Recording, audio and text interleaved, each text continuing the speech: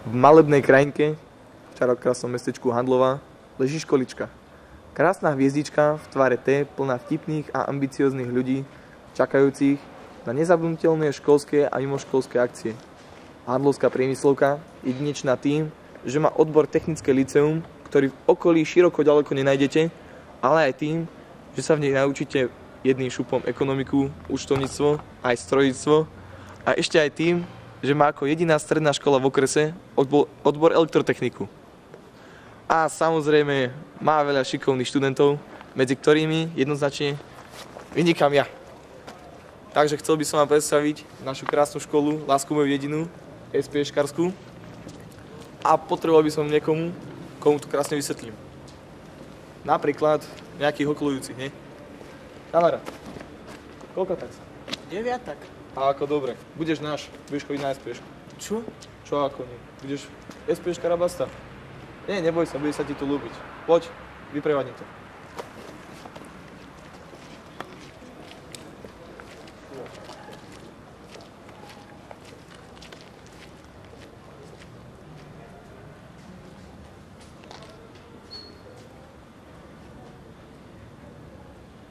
Tak, toto je krásna handlovská priemyslovka.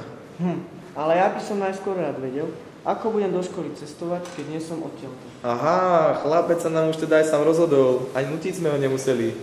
A tomu všetko stačilo ukázať len chodbu, no výborne. Hneď sa mi viac páčiš. A to dochádzanie? Žiadny problém. Autobusov chodí dosť, zastávka je blízko, takže sa veľa nenabeháš, keď budeš utekať zo školy domov.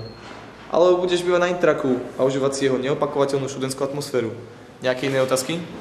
Nie. Vlastne áno. Čo tu všetko máte? No, takže poď, zavediem ťa.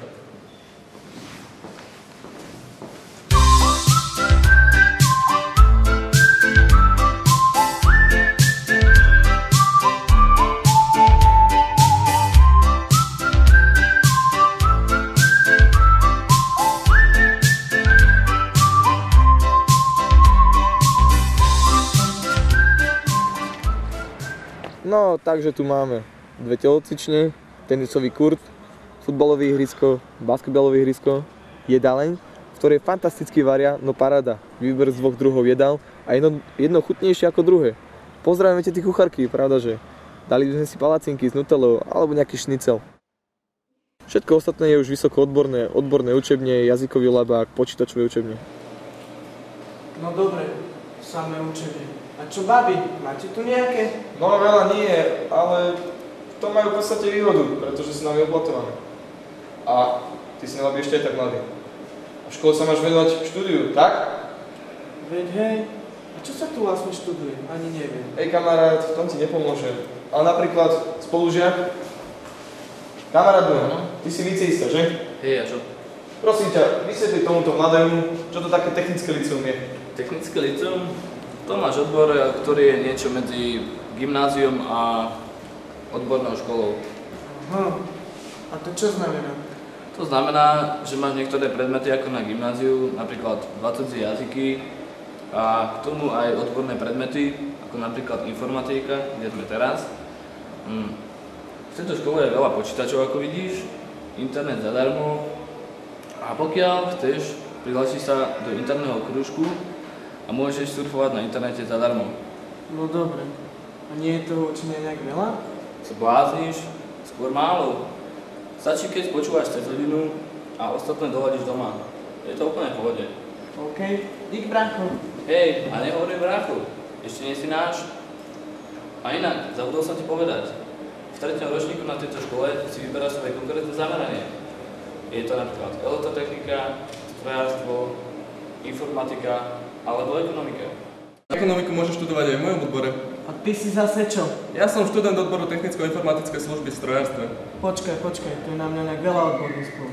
Skús to polopátiť. OK. V mojom odbore sa učíme ekonomiku, strojárstvo a informatiku. Veľa sa dozvedáme o podnikoch, výrobe, skutočnej práci, administratíve a korešpondencii. Ide viac menej o ekonomické práce spojené so strojárstvom. A robíte aj s počítačmi? Sa zbláznil kamarát, v dnešnej dobe sa už bez počítača nikto nepohne. A my sa na nich dokonca učíme písať všetkými 10 prstami. A jazyky? 2 cudzie, teda pre niektorých mojich spolužiakov aj 3, lebo aj slovenčina im je cudzia. No, slovenčina ani mne moc nejde. ale asi sa aj nevyhnem. Počuj, a to je všetko? Alebo sa tu dá ešte niečo iné študovať? Dá, máme tu ešte elektrotechniku napríklad. A práve prichádza elektrikár ako repa. Petisko. Ako sa máš?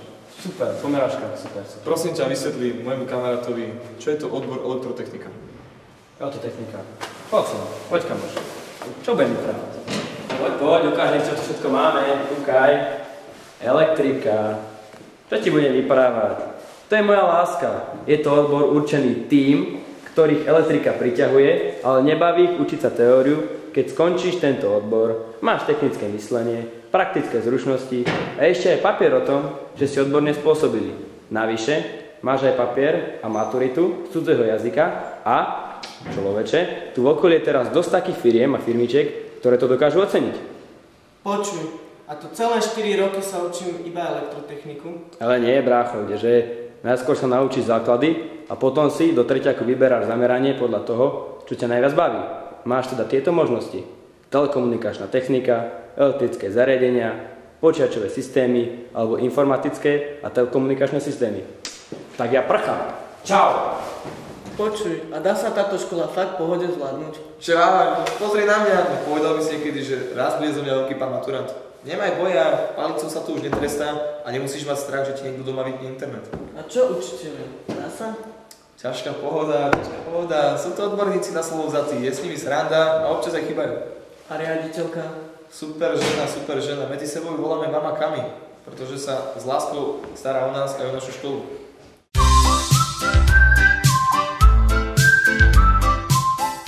Kde začať? V prváku plavecký alebo lyžiarsky kurz s partiou, s ktorou sa ani sekundu nenudíš a sa ani v týždni nespíš.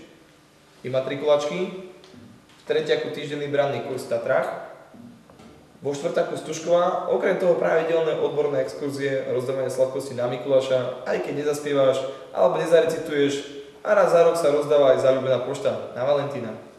A keď nie je práve veľké mecheche, vieme sa zabaviť cez prestávky aj sami.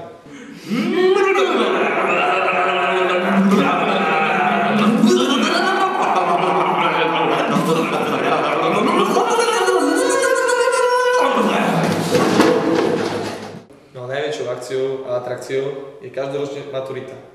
To sa všetci štvrtáci pekne oblečú, vyštrafírujú a ukážu, kto sú. Najskôr učiteľom a potom možno aj celému svetu. Lebo uplatnenie majú veľmi dobre. Minulý školský rok napríklad u nás maturovalo vyše 100 študentov a neuplatnili sa len 6. No ale nevadí. Ostatní ďalej študujú alebo pracujú, alebo odišli do zahraničia, alebo sa venujú profesionálne športu. Naozaj je táto škola tak dobrá a významná? Že aj keď sme mali, neznamená to, že nič nedokážeme. Fakt sme úspešní, veď minulý školský rok sme boli druhou najúspešnejšou strednou odbornou školou v Trenčianskom samosprávnom kraji vo vedomostných súťažiach. No a na záver ti poviem toľko, keby som si mal znova vybrať strednú školu, vybral by som si túto zase. A potom už neviem, by stačilo. To je všetko, kamarát. Poď odprevedem ťa.